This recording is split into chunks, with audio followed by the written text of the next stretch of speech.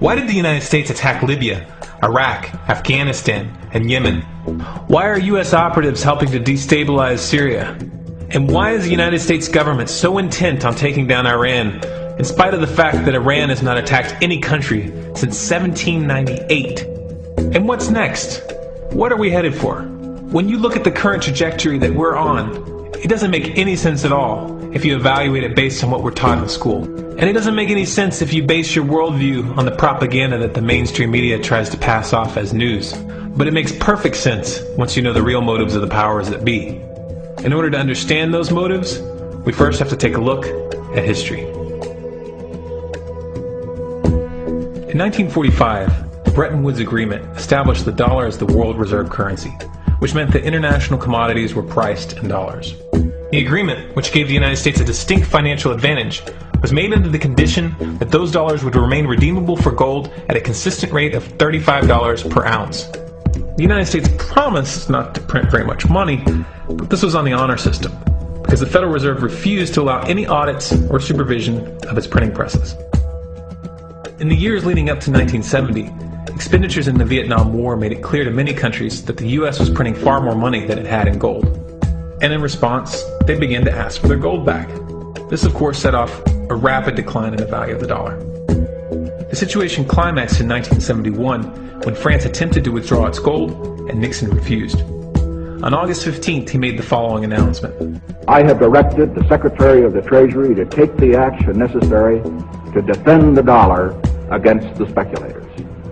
I have directed Secretary Connally to suspend temporarily the convertibility of the dollar into gold or other reserve assets, except in amounts and conditions determined to be in the interest of monetary stability and in the best interest of the United States. This was obviously not a temporary suspension, as he claimed, but rather a permanent default. And for the rest of the world who had entrusted the United States with their gold, it was outright theft.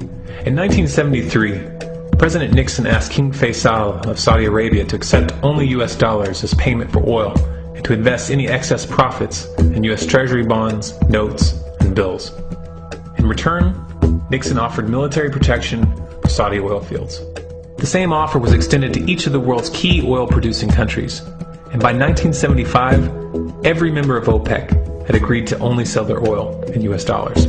The act of moving the dollar off of gold and tying it to foreign oil instantly forced every oil-importing country in the world to start maintaining a constant supply of Federal Reserve paper.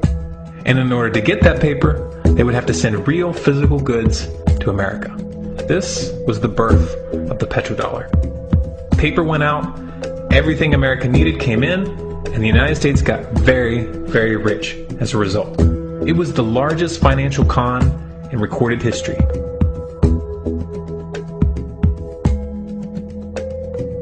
The arms race of the Cold War was a game of poker.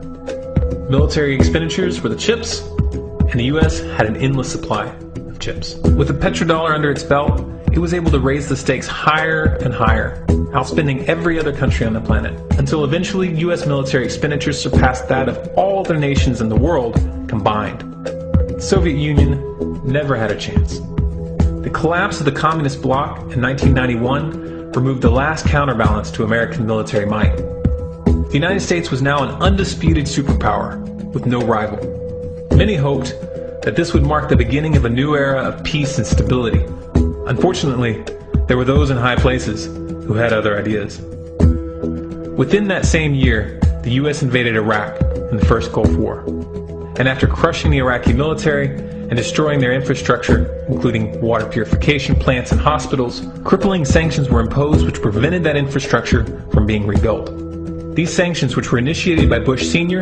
and sustained throughout the entire Clinton administration, lasted for over a decade and were estimated to have killed over 500,000 children. The Clinton administration was fully aware of these figures. We have heard that 500,000 children have died. I mean, that's more children than died in Hiroshima. And you know, is the price worth it?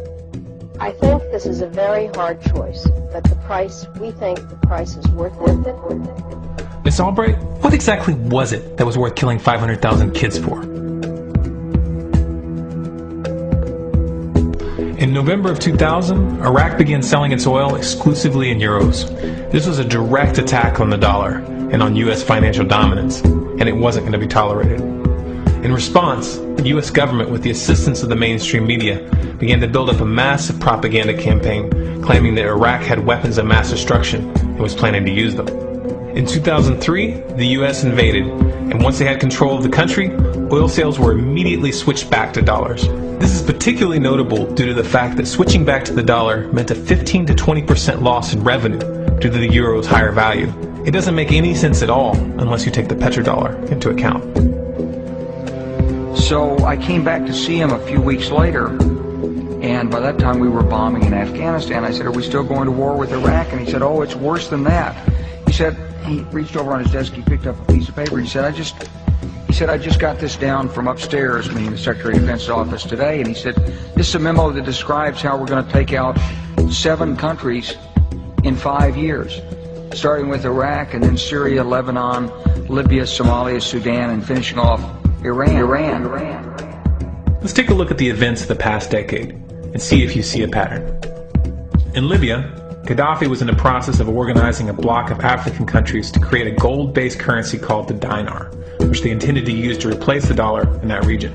US and NATO forces helped destabilize and topple the Libyan government in 2011, and after taking control of the region, US armed rebels executed Gaddafi in cold blood and immediately set up the Libyan central bank.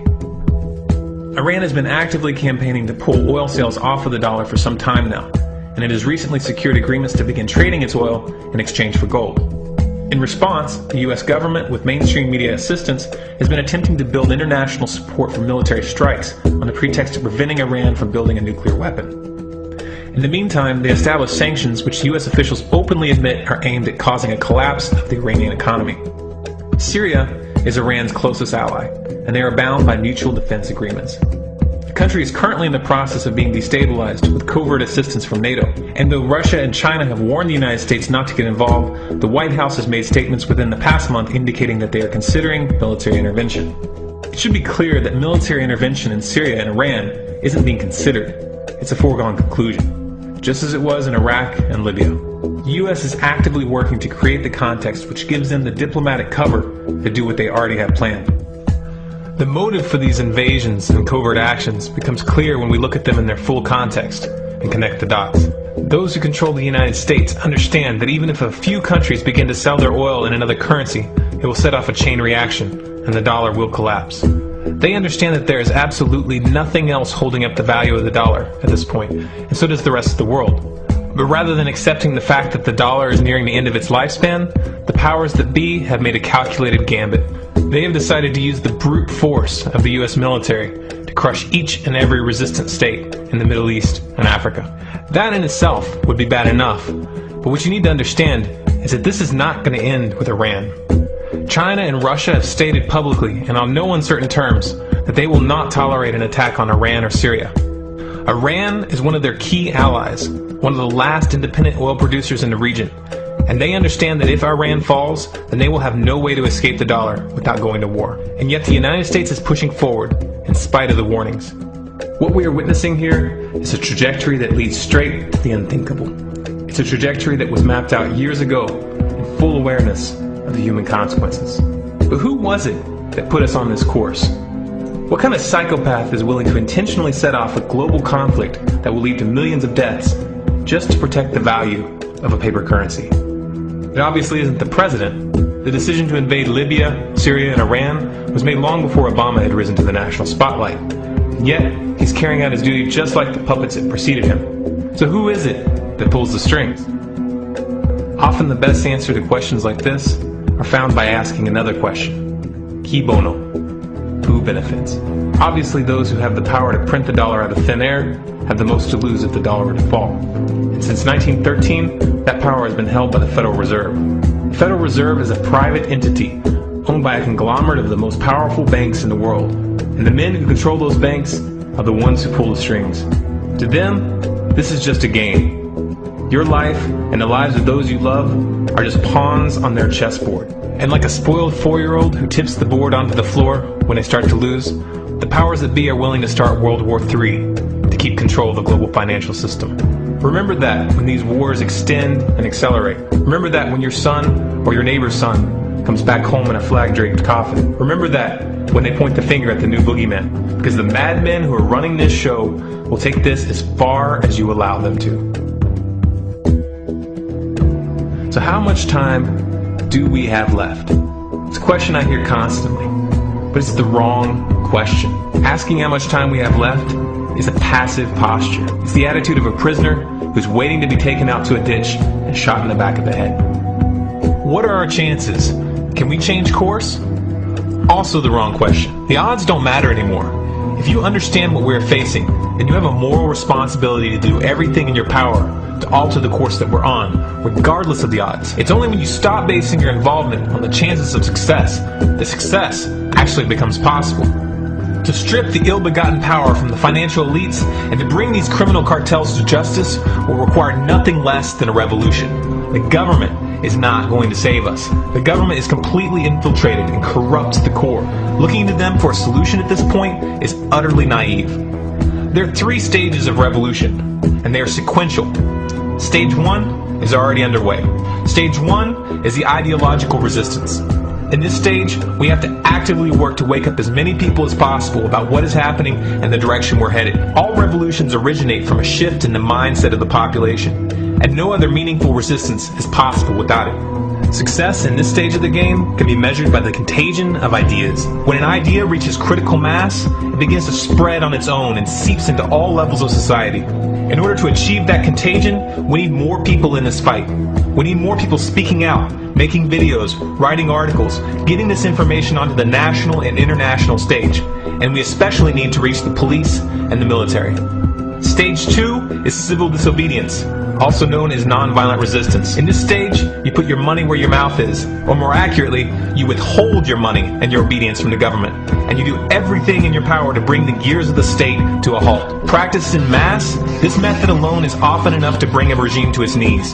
However, if you fail at this stage, stage 3 is inevitable. Stage 3 is direct physical resistance. Direct physical resistance is the last resort, and it should be avoided and delayed as long as possible. And it should only be invoked after all other options have been thoroughly exhausted.